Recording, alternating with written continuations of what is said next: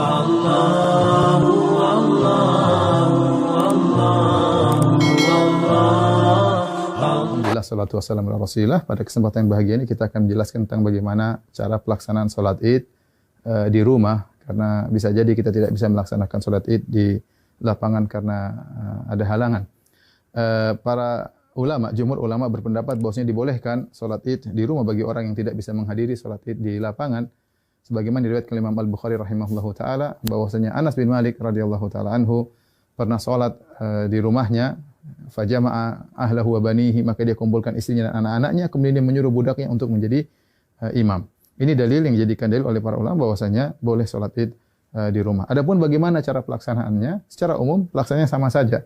Tidak ada bedanya kita salat Id di rumah dengan salat Id di lapangan. Bedanya kalau di rumah kita tidak melaksanakan khutbah, itu saja. Baik, saya ingatkan kembali bagaimana cara pelaksanaan salat Id. Sebelum salat Id kita disunahkan untuk mandi, ya, yaitu mandi tersebut kita kerjakan setelah terbit fajar agar kita mandi di hari Id, ya.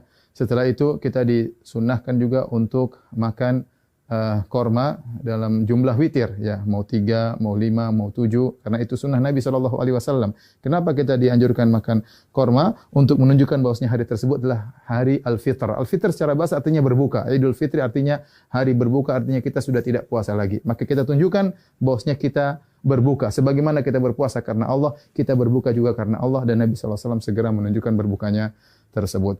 Kalau tidak ada korma, maka sebagian ulama mengatakan boleh makan yang manis-manis.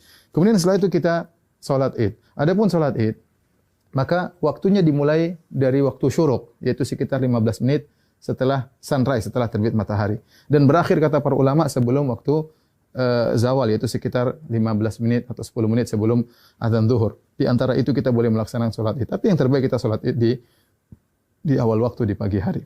Adapun pelaksanaannya, maka kita bertakbir rakaat pertama 7 kali, rakaat kedua 5 kali takbir. Nah, ada khilaf di kalangan para ulama tentang 7 takbir ini. Apakah 7 takbir tersebut termasuk takbiratul ihram ataukah takbiratul ihram tidak dihitung, ya? Takbiratul ihram tidak dihitung. Ini pendapat Imam Syafi'i rahimahullahu taala dalam kitabnya Al-Um, bahwasanya takbiratul ihram tidak dihitung. Jadi bagaimana caranya? Kita bertakbir dulu, Allahu Akbar. Ini takbiratul ihram. Kemudian kita baca doa istiftah. Setelah kita baca doa istiftah, baru kita bertakbir 7 yang disebut dengan takbirat zawaid, takbir tambahan. Kita takbir Allahu Akbar. Allahu Akbar. Nah, apakah di antara takbir ini ada doa khusus? Tidak ada dalil ya, dari Nabi SAW. Nabi pernah disebutkan membaca sesuatu di antara takbir-takbir tersebut. Oleh karenanya, pendapat mazhab Maliki tidak ada bacaan. Namun sebagian ulama berpendapat boleh membaca sesuatu seperti mazhab Syafi'i. Kita boleh bertakbir, boleh bertahmid, boleh bertahlil di antara takbir-takbir tersebut. Kita ulangi, kita Allahu Akbar, takbiratul ihram, kemudian kita baca doa istiftah, kemudian kita takbir 7 kali.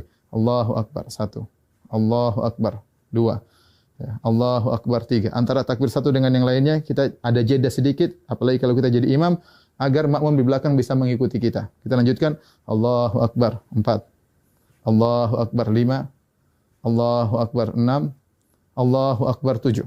Setelah itu kita ta'awudz, kemudian kita baca Al-Fatihah. Setelah baca Al-Fatihah, kemudian kita baca surat. Nah, surat ini kita bisa baca, disunahkan baca surat Sabbihisma Rabbikal A'la, atau kita baca surat Qaf, ya. Salah satunya sunnah, seandainya seorang baca surat yang lain juga tidak jadi masalah. Setelah kita selesai baca surat, maka kita ruku, Allahu Akbar, ya, seperti biasa. Kemudian kita sholat, sampai kemudian kita pada rakaat, mau naik ke rakaat kedua, tatkala kita sujud, ya, kita sujud, kemudian kita mau bangkit ke rakaat kedua, maka kita bertakbir.